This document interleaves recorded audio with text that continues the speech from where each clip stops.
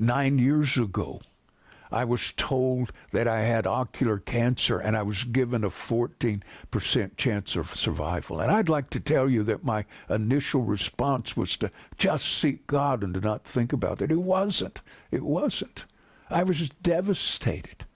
I was in my 60s, I think 64 at the time.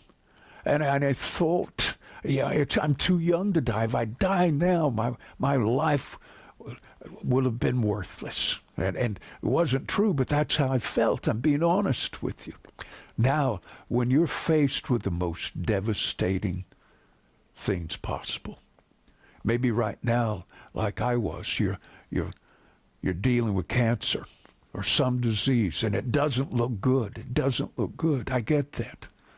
Or maybe you're going through a divorce, or you've been through a divorce and you're devastated and you just can't seem to climb out of that hole. I get that. I get that.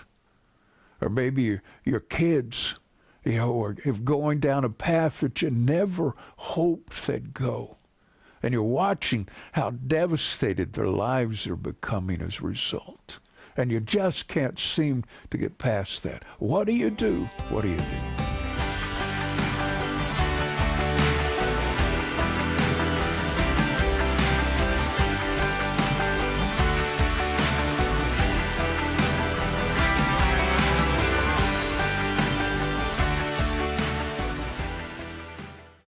In the last episode before this one, I talked about a tangible God. What causes what we feel?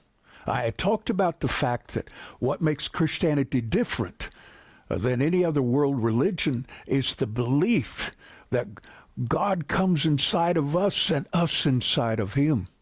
And that when that takes place, if it actually takes place within a human being, that there is a transformation that takes place because God in all he is, every attribute that makes God, love and joy and peace and patience and kindness and goodness and gentleness and faithfulness and God's self-control, when it comes inside of a human being, it transforms that individual. So much so that Scripture talks about, you're different.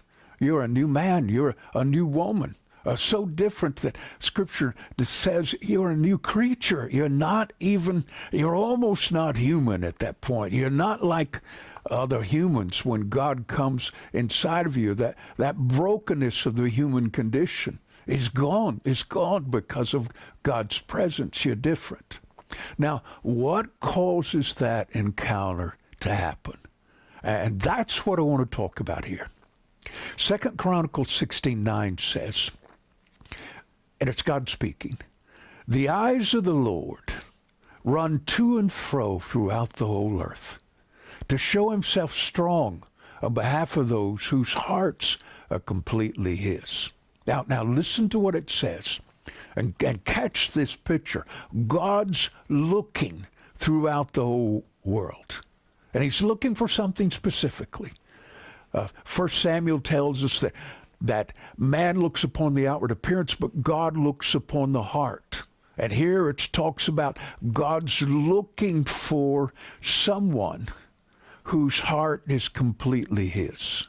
And then we're given a wonderful, wonderful promise. When he finds that person, when he finds that individual, we're told that God will show himself strong. Now, the word strong in the Hebrew there, the root meaning of it means to seize an individual, to attach yourself to them so that your strength now becomes their strength. Now, imagine that. Imagine that. God seizes you. He sees you with a heart that's completely his. He seizes you, attaches himself to you so that now his strength, the strength of God, becomes your strength. But wait. Remember, there's a better relationship than this. This is Old Covenant we're talking about. In the Old Testament, in the Old Covenant, there never is a mention of God being in a person, that relationship of God and them and them and God. That's not there. It talks about God being with the person. God was with Abraham. God was with Moses. God was with Isaac. God was with David. And even in fact with first man, Adam, it says that Adam walked in the garden with God in the cool of the evening. Even Adam was only with God. But now there's a whole different relationship that radically changes who we are. Now, what causes that change to happen? What causes this transformation of God's presence? How do we get God inside of us? He's willing. He's willing. How do we get him inside of us? Jeremiah 29:13. Listen to this. God says, if you seek me, you'll find me. If you seek for me with all of your heart. Now, did you hear it? God says, if you seek for me. He doesn't say if you seek for me to do something for you or to provide something for you. Did you catch that? He says, if you seek me, just me, then you'll find me.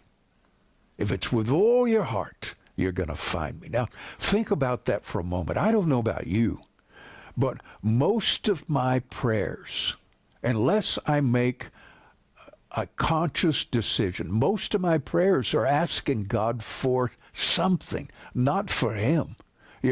Asking him to fix something, to heal me, and isn't that true with you too? True of all of us. And that's okay. That's okay. We're human. We're human. There's no shame in that. But we ask God to heal us, to fix something, to change someone in a relationship, change my husband, change my wife, change my children, change my parents, or to provide for us. We're always asking for something. And even when we're seeking him, sometimes all we're asking for is give me peace, make me feel loved, rather than just seeking him. But God says, if you seek just me, you'll find me if you do it with all your heart. Now listen carefully to what I'm about to tell you.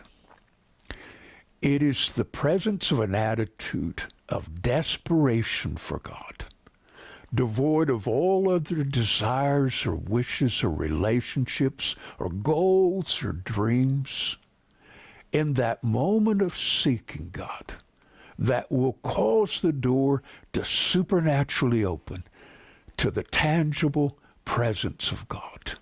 And when it happens, you will be transformed. Now, let me say it again.